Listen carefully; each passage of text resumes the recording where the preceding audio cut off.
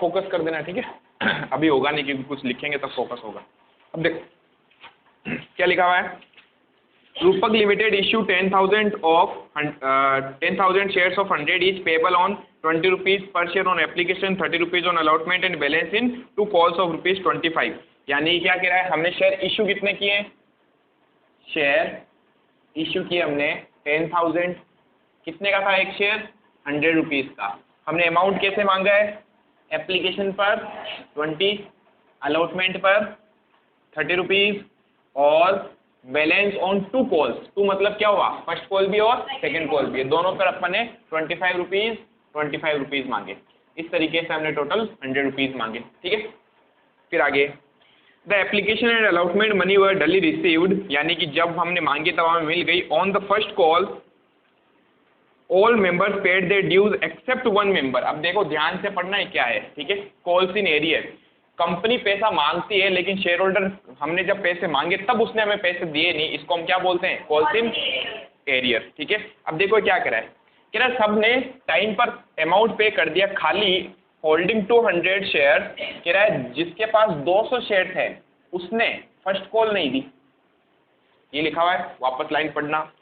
कह रहा है ऑन फर्स्ट कॉल की बात कर रहा है, ऑल मेंबर्स पेड, सबने पे कर दिया, देयर ड्यूज एक्सेप्ट 1 मेंबर, एक मेंबर के अलावा जिसके पास कितने शेयर हैं, 200 शेयर, उसने आपको फर्स्ट कॉल पे नहीं करी। तो कुछ नहीं करना, जब हमें अमाउंट मिलेगा, यानी बैंक वाली जब हम एंट्री करेंगे bank account debit to share first call, तो हमें ये पैसे कम मिलेंगे, ठीक है।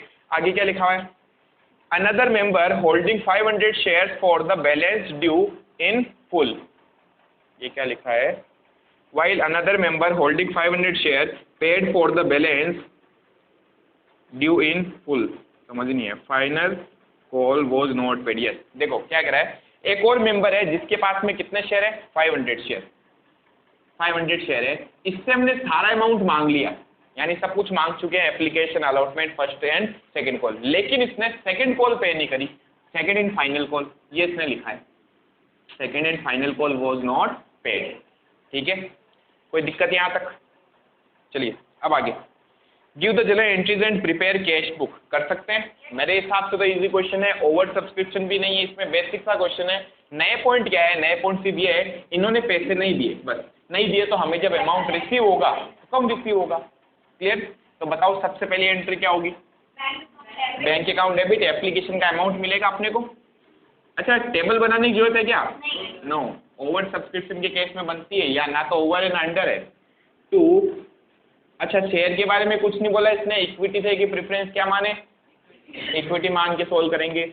2 equity share application account, 10,000 share थे जिसके ऊपर हमें 20 रुपीज़ एप्लीकेशन के मिलेंगे, कितने हो गए, 2 लाख रुपीज़, 2 लाख।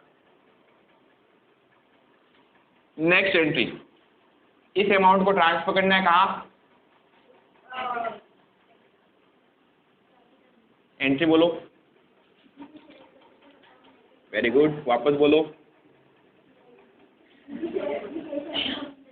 कहाँ गई थी कल, पक्का कि घूमने गई कहीं, इक्विटी शेयर एप्लीकेशन। देखो सेकंड एंट्री जो होती है ना, उसमें हम इसको एडजस्ट कर देते हैं, एप्लीकेशन हो, अलॉटमेंट हो, फर्स्ट कॉल हो, यानी अगर क्रेडिट हुआ है तो डेबिट करके खत्म कर देते हैं, ठीक है। 2 लाख रुपीज़, 2 लाख रुपीज़। अच्छा एक चीज़ और बतानी थी, क्या आप ये बिना फॉर्मेट के कर रहे हो, नहीं, आपको जनरल का फॉर्मेट बनाना है, ठीक है। जब भी जनरल एंट्रीज की बात की जाए, जनरल का फॉर्मेट बनाना है, date, particular, LF, debit, credit, याद है कुछ, हाँ, बिना फॉर्मेट के आप कुछ नहीं करोगे, ठीक है। मैं डायरेक्टली करूंगा, आपको फॉर्मेट बनाना, नहीं तो एग्जाम इसके मार्क्स भी कटते हैं। नहीं अभी तक जो किए ना वो ठीक है, अब से ध्यान रखना, ठीक है, ताकि अब हमारी आदत पड़ जाए, यस। 3rd, अब बताओ अलॉटमेंट ड्यू करेंगे, ड्यू करने पर क्या एंट्री होगी, equity share allotment account debit to equity share capital account. हमने 10,000 शेयर इशू किए हैं, 10,000 पर हम 30 रुपये मांगेंगे, 30 रुपीज़, यानी कितने, 3 लाख रुपीज़ हमने मांगे हैं। फिर क्या हमें सब लोगों ने अलॉटमेंट तो दे दिया था, अलॉटमेंट तो सबने दे दिया, क्योंकि वहां पर ध्यान से देखो फर्स्ट कॉल और सेकंड कॉल नहीं दिए लोगों ने, बाकी तो सब दिया ना अपने को। तो हमने कहा हमें इसका भी पूरा अमाउंट रिसीव हो जाएगा। Bank account debit to equity share allotment account 3 lakh rupees हमने ड्यू किए और 3 लाख रुपीज ही अपने को रिसीव हो जाएंगे। ठीक है, फिर अब फर्स्ट कॉल ड्यू करना है। ड्यू करने पर अंजलि क्या एंट्री होती है?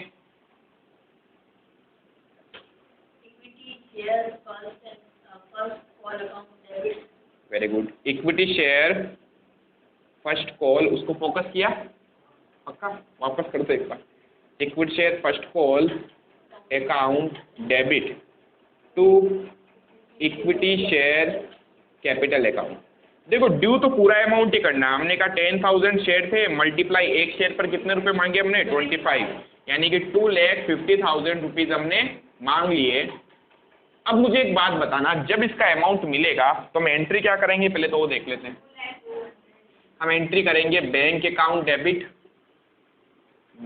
Debit to equity share first call account. क्या मुझे टोटल अमाउंट मिल जाएगा क्या, या कुछ निकम्मे शेयर होल्डर आ गए? कुछ शेयर होल्डर ऐसे हैं जिनके पास कितने शेयर थे? 200 शेयर। मैं फिलहाल फर्स्ट कॉल की बात कर रहा हूँ। हमने उनसे पैसे मांगे तो पूरे, यानी हमने 10,000 से अमाउंट मांगा, लेकिन हमें मिलेगा कितने शेयर्स के ऊपर अमाउंट? क्या मुझे 200 शेयर कम पैसा देंगे? यस। अब देखो इसको कैसे कैलकुलेट करेंगे। हम लिखेंगे हमें टोटल मिलना चाहिए था अमाउंट 2,50,000, 2,50,000 रुपये पे मिलने चाहिए थे। इनमें से माइनस कितने शेयर होल्डर पैसे नहीं दे रहे हैं? 200 शेयर। ये तो नंबर ऑफ शेयर है। ये हमें पैसे कितने नहीं दे रहे हैं? 25 रुपीज एक शेयर पे नहीं मिलेगा, तो 200 शेयर पर कितने रुपए अपने को नहीं मिलेंगे? 5,000 रुपये। तो हमें टोटल मिलने चाहिए थे 2,50,000, जिनमें से 5,000 अपने को नहीं मिलेंगे, तो मिल कितने जाएंगे? 2,45,000। आइए समझ में, इजी है। चलिए नेक्स्ट, अब बात करें अपन ड्यू करेंगे सेकेंड एंड फाइनल कॉल। क्या एंट्री होती है Himanshu? Equity share second and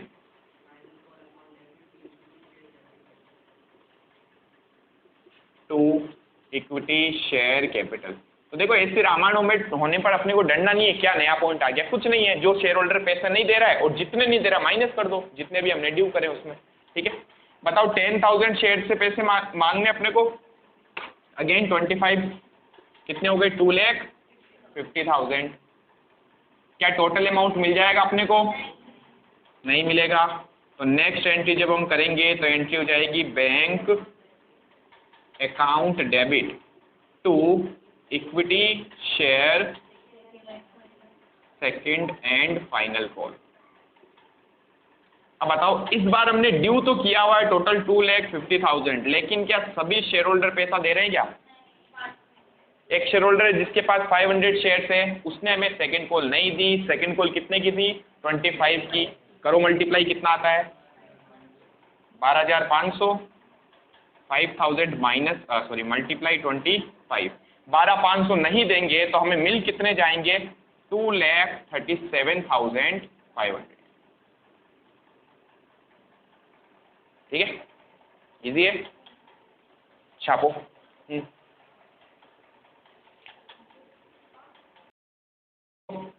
इसमें कैश बुक भी पूछी अपन से। कैश बुक के अंदर कौन सा अकाउंट बनाना है?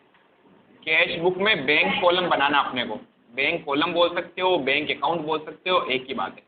ठीक है, 11th क्लास में बनाते थे बैंक कॉलम कैश कॉलम अलग अलग होते थे, हमें सिर्फ बैंक कॉलम बनाना है इसमें।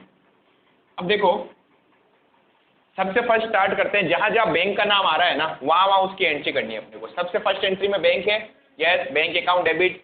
बैंक का अकाउंट बना रहे हैं इसलिए बैंक में बैंक का नाम नहीं आएगा तो क्या आएगा? Equity share application. कहाँ लिखेंगे? टू साइड में, to equity share application account. Amount आएगा 2 लाख रुपीज, बैंक के सामने वाला। ठीक है, यहाँ बैंक का नाम है क्या? नहीं है, छोड़ दो। यहाँ बैंक का नाम है? नहीं है, छोड़ दो। यहाँ है, एंट्री करेंगे। बैंक में बैंक का नाम नहीं आएगा तो क्या आएगा? Equity share allotment. ठीक है, डेबिट में आ जाएगा to equity share allotment account. Amount आएगा हमारे पास 3 लाख रुपीज। नेक्स्ट, यहाँ बैंक है नहीं है, नेक्स्ट एंट्री में है bank account debit to equity share first call, to equity share first call account. कितना अमाउंट आएगा? 2,45,000, 2,45,000। फिर यहाँ बैंक नहीं है, यहाँ बैंक है, क्या लिख देंगे? To equity share second and final call. Ledger posting तो आती है ना, जिसके साथ में 2 है वो 2 साइड में चला जाएगा, जिसके साथ 2 नहीं है वो बाई में जाएगा, जिसके अकाउंट में जिसका अकाउंट बना रहे इसमें खुद का नाम कभी भी नहीं आता है। ठीक है, अमाउंट कितना आएगा इसका? 2,37,500। क्या करें मैडम? ये एंट्री करनी करो। टोटल कितनी आई? करी किसी ने? 9,82,500, 9,82,500। और यही हम बैलेंस में लिख देंगे यहाँ पर। तो क्या लिखेंगे? By balance CD, balancing figure 9,82,500। छापो। नहीं, डेट इसमें अगर हमें क्वेश्चन में दे रखी हो ना डेट, तो अपन यहाँ पर भी डेट का कॉलम बनाएंगे। अकाउंटिंग करते थे, अब अपन क्या सीख रहे हैं? बैलेंस शीट बनाना सीख रहे हैं। 11th क्लास में हम जो अकाउंटिंग करते थे वो किन बिजनेस की अकाउंटिंग होती थी आपको मालूम है? सोल प्रोप्राइटर, एकल व्यवसाय, यानी एक सिंगल ओनर होगा उस बिजनेस का, उसकी हम अकाउंटिंग करते थे 11th क्लास के अंदर। ठीक है, और अभी अपन क्या पढ़ रहे हैं? कंपनी पढ़ रहे हैं। ठीक है, तो नॉर्मल जो बिजनेस होते हैं जैसे सोल प्रोप्राइटर ले लूँ या पार्टनरशिप में अगर मैं ले लूँ तो उसमें भी बैलेंस शीट सेम ही बनती है जैसे वहाँ पर बनती थी। ठीक है, लेकिन कंपनी के केस में बैलेंस शीट का फॉर्मेट बिल्कुल ही अलग है। इन बिजनेस के अंदर हम 2 साइड बनाते थे, एक तो लायबिलिटी, एक एसेट्स। ठीक है, यानी एक इस साइड बनता था, एक उस साइड में बनता था। यहाँ पर हम जो कंपनी की बैलेंस शीट बना रहे हैं वो एक ही साइड में बनेगी। ठीक है, इसकी 2 साइड नहीं होगी, यानी कि balance sheet of company, balance sheet of company. अभी मैं आपको एक बार इसका पूरा फॉर्मेट करा रहा हूँ। एक दिन में बैलेंस शीट कोई नहीं सीख पाता इसकी। हम जब खुद पढ़ते थे तो 3 से 4 दिन लगे थे हमें बैलेंस शीट को समझने में, आपको भी इतना टाइम लगेगा। ठीक है, बट इसमें जो इस चैप्टर में इंपॉर्टेंट है हमारे लिए वो चीज़ें मैं आपको बताऊंगा कि इन चीज़ों को आप अच्छे से याद रखो, क्योंकि आपके अगेन चैप्टर आने वाला फाइनेंशियल स्टेटमेंट वाला। ठीक है, एनालिसिस ऑफ फाइनेंशियल स्टेटमेंट है जिसमें आपको वापस बैलेंस शीट सिखाई जाएगी और ये सारी चीज़ें बैलेंस शीट के वहाँ पर वापस कवर करेंगे। फिलहाल मैं आपको एक फॉर्मेट बताऊंगा, रट्टा कैसे मारते वैसे आपको एक बार रट्टे मारने पड़ेंगे इसके। ठीक है, चलो फर्स्ट जो साइड है यहाँ इन्होंने इसका नाम रखा, वहाँ क्या होता था? वहाँ नाम होता था एक तो लायबिलिटी एक एसेट, यहाँ इन्होंने नाम रख दिया इक्विटी एंड लायबिलिटी, यानी है वही लायबिलिटी साइड ही। ठीक है, तो मैं लायबिलिटीज इधर करवा देता हूँ, एसेट्स में यहाँ करवा देता हूँ। वैसे बनेगी कैसे? इसके जस्ट नीचे ही बनती है, लेकिन हमारे पास स्पेस नहीं है इसलिए मैं इसको नीचे वाले पार्ट को उधर लेके जा रहा हूँ। ठीक है, इसके जस्ट नीचे से हम स्टार्ट करेंगे। बी पॉइंट आ जाएगा यहाँ पर क्या? एसेट। समझ गए? अब इक्विटी एंड लायबिलिटी जो है उसमें इन्होंने टोटल इस इक्विटी एंड लायबिलिटी को 4 पार्ट में डिवाइड किया। कितने पार्ट में? 4 पार्ट में। मेरे साथ साथ याद करने का ट्राई करना, इजी हो जाएगा, नहीं तो चीज़ें थोड़ी सी टफ होने वाली है आपकी। फर्स्ट पॉइंट, फर्स्ट इन्होंने नाम दिया शेयर होल्डर्स फंड, जो हमारे लिए इस चैप्टर के लिए थोड़ा इंपॉर्टेंट है। ठीक है, दूसरा इन्होंने नाम दे दिया money received against share warrant. फटाफट बताओ, टोटल बैलेंस शीट को कितने पार्ट्स में डिवाइड किया गया है? 2। Equity and liability first part, second part है एसेट। इक्विटी एंड लायबिलिटीज को 4 पार्ट्स में डिवाइड किया गया। फर्स्ट नाम क्या है? Share holder fund. सेकंड नाम क्या है? Money received against share warrant. इसके अंदर और कुछ पार्ट नहीं है, तो यहीं पे मैं थर्ड पॉइंट लिख सकता हूँ, non current liability, non current liability. और चौथा पार्ट जो है हमारा वो है करंट लायबिलिटी, करंट लायबिलिटी। यहाँ तक कोई दिक्कत है? पक्का ट्राई करना कि यहीं पे समझ जाओ पूरी बैलेंस शीट, इतनी टफ नहीं है ये। ठीक है, याद करना पड़ेगा, बस चीज़ें थोड़ी सी ज़्यादा है, वो आपको याद करने में प्रॉब्लम आती है। पहले पता हम जब बैलेंस शीट बनाते थे तो लायबिलिटी और एसेट्स लिखते थे, जहाँ मर्जी आए वहाँ चीज़ें लिख देते थे। पहले क्रेडिटर्स लिख देते लायबिलिटीज में, फिर कैपिटल लिख देते थे, जहाँ मर्जी आए वहाँ चीज़ लिखते थे, लेकिन इसका फॉर्मेट फिक्स होगा। कंपनी का फॉर्मेट फिक्स है और ये कहेगा कि आपको इसको भी ऊपर नीचे नहीं करना है। फर्स्ट नंबर पर अगर शेयर होल्डर फंड आ रहा है तो फर्स्ट नंबर पे शेयर होल्डर फंड ही आएगा। ऐसा नहीं कि आप इसको उठा के फर्स्ट नंबर पे लिख दो, इसको सेकंड पे लिख दो। क्लियर? इसी चीज को तो अपन क्या बोलते हैं, फॉर्मेट। तो बताओ टोटल 4 पार्ट में डिवाइड किया गया। फर्स्ट क्या है, शेयर होल्डर फंड। सेकंड है money received against share warrant. Third है नॉन करंट लायबिलिटी और करंट लायबिलिटी। ठीक है, नॉन करंट लायबिलिटी क्या होती है, जो करंट नहीं है। और हमारे अकाउंट्स में करंट किसको बोला गया है, शॉर्ट टर्म। किसको बोला गया है, शॉर्ट टर्म को। तो करंट लायबिलिटी मतलब शॉर्ट टर्म लायबिलिटी और नॉन करंट मतलब लॉन्ग टर्म लायबिलिटी। क्या होता है शॉर्ट टर्म और लॉन्ग टर्म, ये तो 11th में पढ़ाया भी था, कहीं ना कहीं आपने भी पढ़ा ही होगा। शॉर्ट टर्म अकाउंटिंग के अंदर जहां पर भी वर्ड आ जाएगा शॉर्ट टर्म, तो आपको हमेशा उसको प्रीफर करना है बिलो 1 ईयर। 1 साल से कम के लिए जो भी चीज होती है वो शॉर्ट टर्म होती है, और 1 साल से ज्यादा के लिए अगर कोई चीज होती है वो लॉन्ग टर्म होती है।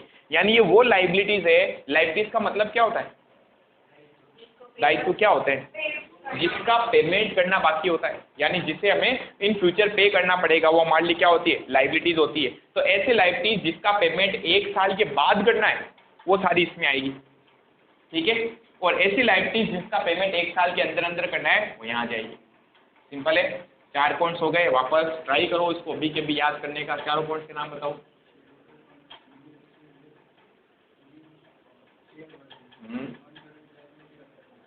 इजी है।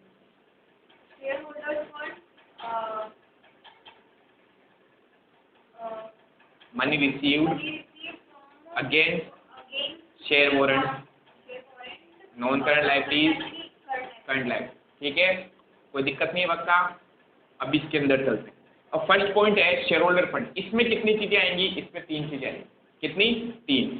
सबसे फर्स्ट क्या है इसके अंदर, शेयर कैपिटल। जो हम पढ़ रहे हैं अभी, हम शेयर इश्यू करते हैं तो क्या बनती है, शेयर कैपिटल बनती है। तो फर्स्ट पार्ट आ जाता है हमारे पास शेयर कैपिटल। इसके अंदर ही आता है हमारे पास equity share plus preference share. ये दोनों शेयर हम यहाँ लिखते हैं। तो इस चैप्टर में हमारे लिए ये चीज इंपॉर्टेंट हो जाएगी। ठीक है, जो हमें बैलेंस शीट जब बनानी है तो इस चैप्टर में देखो ये सारी चीजें नहीं आएंगी। फिर कह रहा हूँ जो जो चीजें मैं राइट लगा रहा हूँ ना, वो चीजें ही अपने को यहाँ पर लिखी, क्योंकि इतनी चीज ही पूछी है इसने। कंप्लीट बैलेंस शीट कभी भी नहीं पूछेगा आपसे। एनालिसिस ऑफ फाइनेंशियल स्टेटमेंट वाला जो आपका चैप्टर है उसमें जरूर पूछेगा। ठीक है, तो सबसे पहले बताओ शेयर होल्डर फंड में फर्स्ट पार्ट क्या हो गया, शेयर कैपिटल। सेकंड पार्ट यहाँ पर आएगा reserve and surplus. Reserve and surplus क्या होता है, रिजर्व एंड सरप्लस, किसी भी तरीके का रिजर्व अगर आपने बना रखा है, किसी भी तरीके का रिजर्व मीन्स, सुना आपने जनरल रिजर्व, नहीं सुना? रिजर्व होते क्या है, एक चैप्टर हुआ करता था हमारे रिजर्व प्रोविजन डेप्रिसिएशन वाला, याद है? Depreciation and provision. रिजर्व क्या होते हैं, सुनना, जब आपके पास कंपनी के पास में इनफ अमाउंट होता है, इतना अमाउंट पड़ा है कि हमें लग रहा है इन फ्यूचर में इस अमाउंट की जरूरत नहीं पड़ेगी। ठीक है, या फिर कंपनी हर साल जो प्रॉफिट कमाती है उस प्रॉफिट में से एक पार्ट उठा के साइड में कर देती है कि जब हमें जरूरत पड़ेगी, ठीक है, तो हम यहाँ से पैसा निकाल लेंगे। इन शॉर्ट कहा जाए तो ये गुल्लक जैसा होता है। घर में गुल्लक रखते हैं, सेविंग होती है तो हम उसमें डालते रहते हैं, इमरजेंसी आएगी तो गुल्लक फोड़ेंगे, पैसा निकाल लेंगे। ठीक है, उसी तरीके से रिजर्व होते हैं। कंपनी क्या करती है, हर साल अपने प्रॉफिट में से कुछ हिस्सा निकाल के अलग सेपरेट रख देती है और कहेगी कि अगर इन फ्यूचर इमरजेंसी आएगी तभी हम क्या करेंगे, यहाँ से अमाउंट विड्रॉ करें। ठीक है, वो सारी अमाउंट जो होते हैं उसको अपन रिजर्व बोलते हैं। क्या बोलते हैं, रिजर्व। रिजर्व बहुत टाइप के हो सकते हैं। जनरल रिजर्व हो सकता है जिसका कोई ऑब्जेक्ट नहीं होता है, किसी भी चीज़ के लिए हम यूज में ले सकते हैं। कुछ स्पेशल रिजर्व बनाते हो आप कि इन फ्यूचर इस काम के लिए ही ये रिजर्व अपन यूज ले सकते हैं। समझ गए? तो अपने को वर्ड देखना हमेशा रिजर्व। किसी भी तरीके का रिजर्व होगा तो वो कहाँ आएगा, यहाँ पर आएगा। ठीक है, सरप्लस का मतलब होता है balance of profit and loss. Profit and loss का अगर बैलेंस हमारे पास में पड़ा है, यानी कि अगर मैं बात करूँ नेट प्रॉफिट, सुना है 11th क्लास में 3 तरीके के अकाउंट्स बनाते थे, ट्रेडिंग, P&L और बैलेंस शीट। ट्रेडिंग से ग्रॉस प्रॉफिट आता था, ग्रॉस प्रॉफिट ट्रांसफर होता था P&L में और P&L से नेट प्रॉफिट आता था। ठीक है, वो जो नेट प्रॉफिट का हमारे पास बैलेंस पड़ा है, याद है ना, मैं दोनों अलग अलग बोल रहा हूँ। रिजर्व तो है जो सेव करके रखा, प्रॉफिट जो आपका प्रॉफिट बना हुआ हो, ठीक है, वो जो प्रॉफिट्स होते हैं वो हमारे सरप्लस होते हैं। क्लियर? तो अगर देखा जाए तो रिजर्व एंड सरप्लस में यहाँ पर 3 चीजें आने वाली है। मैं सिर्फ वही चीज आपको इसके अंदर की बता रहा हूँ जो इस चैप्टर से रिलेटेड है, यानी ये भी इस चैप्टर में आएगी आपके पास। एनी रिजर्व किसी भी तरीके का अगर आपने क्या कर रखा है, रिजर्व बना रखा है, यहाँ पर आएगा। इसके अलावा और क्या आएगा, बैलेंस ऑफ SPL, वर्ड याद रखना, इसको मैं वापस बताऊंगा। SPL का मतलब क्या होता है, statement of profit and loss. Sole proprietor वाले बिजनेस में आप P&L अलग बनाते हो, ट्रेडिंग अलग बनाते हो। कंपनीज जो है वो ट्रेडिंग P&L नहीं बनाती, वो उन दोनों की जगह क्या बनाती है, SPL बनाती है, statement of profit and loss, जो भी हम सीखेंगे, ठीक है। बट फिलहाल आप याद रखेंगे any reserve, balance of SPL, और एक आपने पढ़ रखा है सिक्योरिटी प्रीमियम। सिक्योरिटी प्रीमियम का भी जो बैलेंस होता है वो रिजर्व एंड सरप्लस में लिखा जाता है, ठीक है। एग्जाम में देखो इसके क्वेश्चन कैसे बनते हैं। क्वेश्चन पूछता है इनके आपको हेडिंग और सब हेडिंग बतानी है। सिक्योरिटी प्रीमियम इसमें शो किया जाता है बैलेंस शीट, बस इतना सा क्वेश्चन आता है। अब हमें क्या लिखना होगा, सिक्योरिटी प्रीमियम की पहले तो हेडिंग क्या हो जाएगी, मेन हेडिंग, हेडिंग होगी शेयर होल्डर फंड, सब हेडिंग क्या होगी, रिजर्व एंड सरप्लस, ये लिखना आपने को, ठीक है। कई बार ऐसे क्वेश्चन आपके एग्जाम में आते हैं। चलिए, तो अब भी वापस बताओ, क्या ये भी हमारे लिए इस चैप्टर के लिए इंपॉर्टेंट है, यस। तो शेयर होल्डर फंड में हमने वापस दो चीजें पढ़ी अभी तक। सबसे पहले शेयर कैपिटल, जिसमें दो तरीके के शेयर कैपिटल शो करनी है, इक्विटी एंड प्रीफरेंस। उसके बाद हमने पढ़ा reserve and surplus, any type of reserve, balance of SPL and security premium. ये तीन चीजें हम यहाँ पर शो करते हैं, ठीक है। थर्ड पॉइंट यहाँ पर आएगा share application money, share application money pending allotment, ये थर्ड पॉइंट है। अब इसकी अगर हिंदी करें तो आपको चीज समझ में आ जाएगी।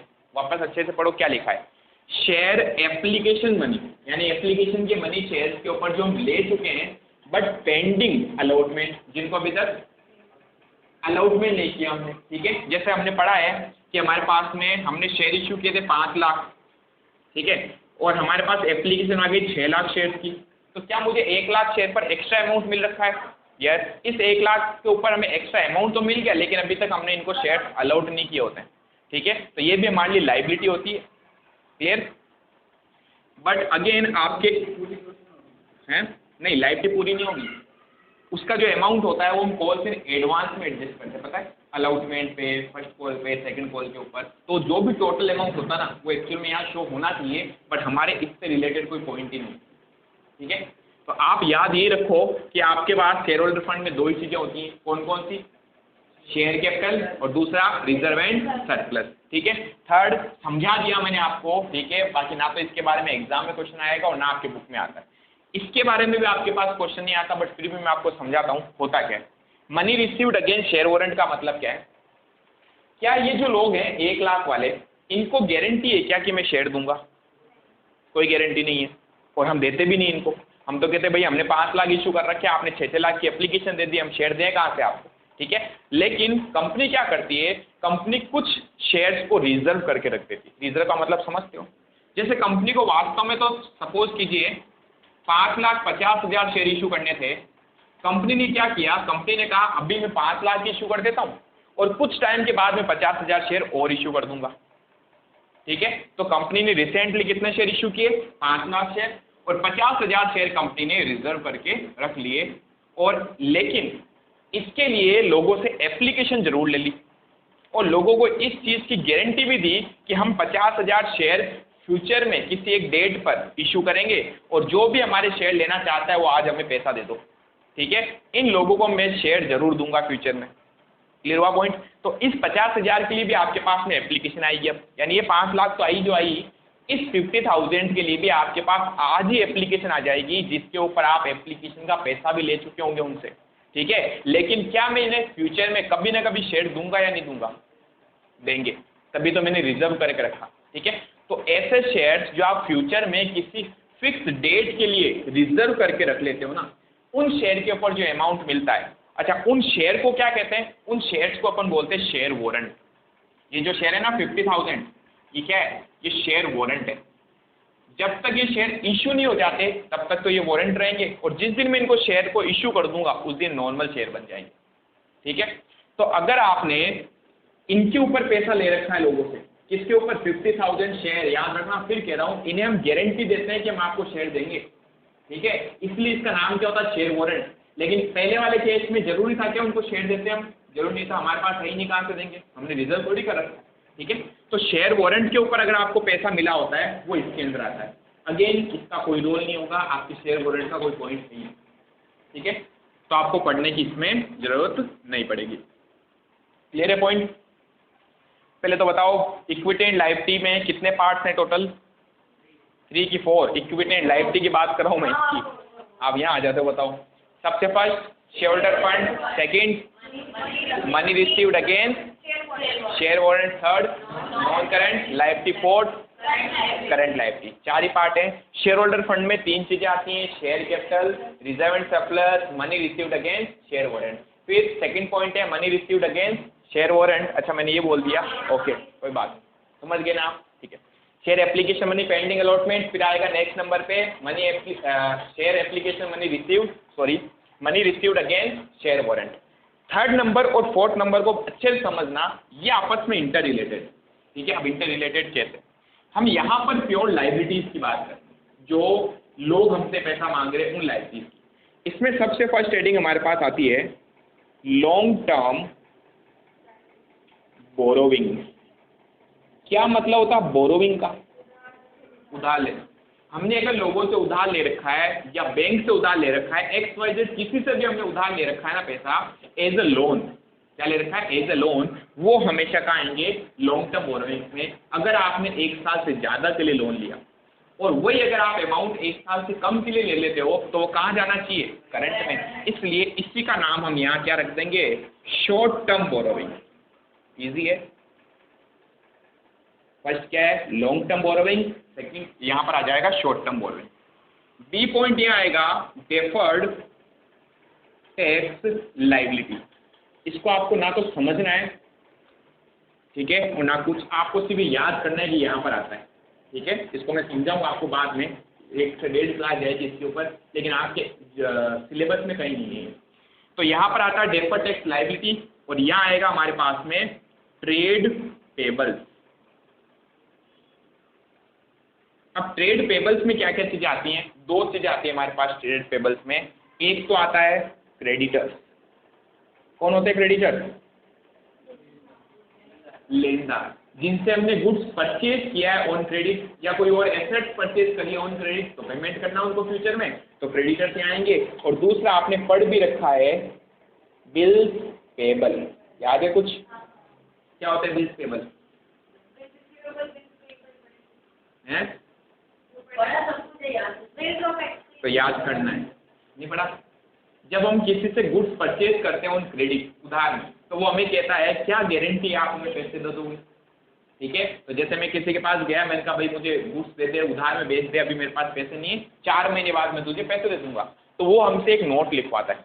ठीक है, वो कहता है कि इस पे लिख और साइन करके मुझे दे कि मैं 4 महीने बाद तुझे पैसे दे दूंगा। मैंने कहा ठीक है। तो वो एक बिल देता मुझे, जिस बिल का मुझे इन फ्यूचर में पेमेंट करना होता है, इसलिए हम इसका नाम रख देते हैं बिल्स पेबल। ठीक है, अब जैसे ही मैं वो बिल लिख दूंगा ना, तो फिर वो क्रेडिटर मुझसे पैसा नहीं मांगेगा, अब वो बिल मेरे से पैसा मांगेगा। फिर पता है इस बिल की ट्रेडिंग होती है, मार्केट घूमता रहता है। कोई और मुझसे पैसे मांगने आएगा, मैं उसको बिल दे दूंगा, मैं कह लिया भाई इससे पैसे मांगता हूँ, तू जा ये ले जा, तू उससे ले लेना, समझ गए? तो वो क्रेडिटर्स की जगह बिल्स पेबल आ जाता है। ठीक है, तो चाहे क्रेडिटर्स हो या बिल्स पेबल हो, दोनों ये मान ली कहाँ आएंगे? ट्रेड पेबल्स में आएंगे। ठीक है, इसलिए मैंने कहा था कि थोड़ा लंबा जाएगा प्रोसेस, बट ईजी है। हाँ, वो मुझे लग ही रहा है क्या। तो इसके अंदर कोई डाउट है? वापस देखो, करंट लायबिलिटीज और non current liabilities. Non current liabilities में फर्स्ट लॉन्ग टर्म बोरोइंग या short term borrowing, deferred tax liability, trade payable. C point यहाँ पर आता है लॉन्ग टर्म प्रोविजन। अब बताओ प्रोविजन क्या होता है? जैसे हमने रिजर्व देखा है, वैसे प्रोविजन क्या होता है समझना अच्छे से। हमें लग रहा है इन फ्यूचर मेरा किसी न किसी तरीके का लॉस होगा, फिक्स से होगा, ये तो मुझे पता है, लेकिन कितना होगा एग्जैक्ट नहीं पता, कब होगा वो एग्जैक्ट नहीं पता। ठीक है, यानी मुझे लग रहा है 3 या 4 महीने बाद मुझे लॉस हो सकता है। फॉर एग्जाम्पल, मैंने किसी एक ऐसे आदमी को गुड्स सेल कर दिया जिसकी मार्केट में रेपुटेशन बहुत डाउन है, यानी वो आज तक अगर किसी से भी अमाउंट गुड्स लेके गया तो पैसे नहीं दिए उसने, तो मैंने एक ऐसे आदमी को क्या किया? माल बेच दिया। अब मुझे भी लग रहा है ये पैसा मेरा भी डूबेगा, जब सबको ही नहीं दिया तो फिर मैं कौन से खेत की मूल्य है, तो मुझे भी वो पैसे नहीं देगा। अब मुझे ये पता है फ्यूचर में मेरा लॉस होगा, लेकिन क्या एग्जैक्ट पता है क्या कि होगा ही होगा? नहीं। अच्छा, ये भी पता है क्या कि पूरे के पूरे पैसे खा जाएगा? हो सकता है थोड़े बहुत तो दे दे। क्लियर हुआ पॉइंट? यानी मुझे आज पता है कि फ्यूचर में मेरा लॉस तो होगा, लेकिन एग्जैक्ट कितने का लॉस होगा वो नहीं पता, कब लॉस होगा वो नहीं पता। तो इसलिए मैं क्या करता हूँ, फ्यूचर के लॉस को आज ही बुक कर लेता हूँ अपने बुक।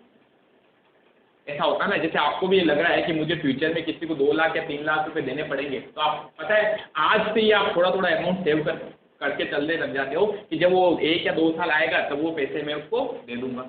उसी तरीके से हम भी यहाँ पर क्या करते हैं, लॉस की बुकिंग कर लेते पहले। हमें पता है 4 महीने बाद लॉस होगा, आज ही बुक कर लिया। समझ गए? ये जो फ्यूचर का लॉस होता है जिसे आप आज ही अपनी बुक्स में लिख देते हो, इसी चीज को अपन बोलते हैं प्रोविजन। आपने 11th में पढ़ा होगा प्रोविजन फॉर डेप्रिसिएशन, याद है कुछ? नहीं पढ़ा? प्रोविजन फॉर डेप्रिसिएशन पढ़ा था, वो इसी का एग्जाम्पल है। इसके अलावा आपने पढ़ा होगा प्रोविजन फॉर बैड डेब्ट्स, पीबीडीडी, वो भी इसी का एग्जाम्पल है। यानी कि सब प्रोविजन क्या है, फ्यूचर में होगा लॉस, ठीक है, उसको आज ही आप अपनी बुक्स में बुक कर लेते हो। तो यहाँ पर हमने पढ़ा लॉन्ग टर्म प्रोविजन, यानी कि ऐसे प्रोविजन जो लॉन्ग टर्म के लिए बनाया गया हो वो यहाँ आएगा। और कई बार ऐसे प्रोविजन भी होते हैं जो शॉर्ट टर्म के लिए बनते हैं, ठीक है, 1 साल से कम के लिए। मुझे लग रहा है 4 साल बाद लॉस होगा तो लॉन्ग टर्म प्रोविजन बनेगा। मुझे लगता है 3 महीने में लॉस हो जाएगा तो शॉर्ट टर्म प्रोविजन बनेगा। क्लियर हुआ पॉइंट? तो फिर देखो, अगर इन फ्यूचर लॉस नहीं होगा तो हमने प्रोविजन तो बना ही रखा है ना। प्रोविजन हम कहाँ से बनाते हैं पता है? हम अपने प्रॉफिट को कम कर देते हैं आज ही। इसी चीज को अपन प्रोविजन बनाना बोलते हैं। मैं अपने प्रॉफिट में से कुछ अमाउंट पहले से लिख देता हूँ कि भाई ये तो लॉस होगा ही होगा, और बचे हुए को मैं अपना प्रॉफिट मान लेता हूँ। अगर इन फ्यूचर वो लॉस नहीं होता है तो वापस मैं इस प्रोविजन को प्रॉफिट में डाल दूंगा, क्या दिक्कत? समझ गए? इसलिए तो हम ये प्रोविजन क्रिएट करते हैं। तो अगर लॉन्ग टर्म के लिए प्रोविजन बना तो यहाँ आएगा, शॉर्ट टर्म के लिए अगर प्रोविजन बना शॉर्ट टर्म तो यहाँ आएगा शॉर्ट टर्म प्रोविजन। ठीक है, अगेन मैं सारी चीजें आपको वापस समझाऊंगा, हम वापस पढ़ेंगे शेयर कैपिटल में क्या होता है, इसमें क्या होता है, ये मैं एक बार आपको ओवरव्यू दे रहा हूँ। ठीक है, ट्राई यही करो कि ओवरव्यू में समझ जाओ, इतना टफ है नहीं। डी पॉइंट, अच्छा ज्यादातर सिमिलरिटी आ रहे हैं ना, ये थोड़ा सा अलग था डेफर्ड और ट्रेड, बाकी तो सेम है। Long term borrowing, short term borrowing, ठीक है, long term provision, short term provision. इसके बाद यहाँ पर आ जाएगा अदर लॉन्ग टर्म, आपने स्टार्ट तो किया हो, ये तो नहीं मेरी इतनी मेरे अदर लॉन्ग टर्म लायबिलिटी, मेरा एक ओल्ड वीडियो बन चुका है इसके ऊपर पूरी बैलेंस शीट के फॉर्मेट पर, तो आप सब वो कल पढ़ के जरूर आएंगे ताकि वो वाली चीज़ आप मुझे बताएं सर पर। ठीक है, चलिए इजी है, फिर कह रहा हूँ जो लाइबिलिटीज लॉन्ग टर्म वाली है जो इन तीनों में कहीं नहीं गई वो बच्ची कुछ कहाँ आ जाएगी, चौथी हेडिंग में। क्या नाम है? Other long term liabilities. अब बताओ यहाँ अदर लॉन्ग टर्म लाइबिलिटीज है तो यहाँ क्या आना चाहिए? क्या बात है, होशियार हो गए। अदर शॉर्ट टर्म लाइबिलिटी, तो ये हमारी छोटी सी बैलेंस शीट होती है।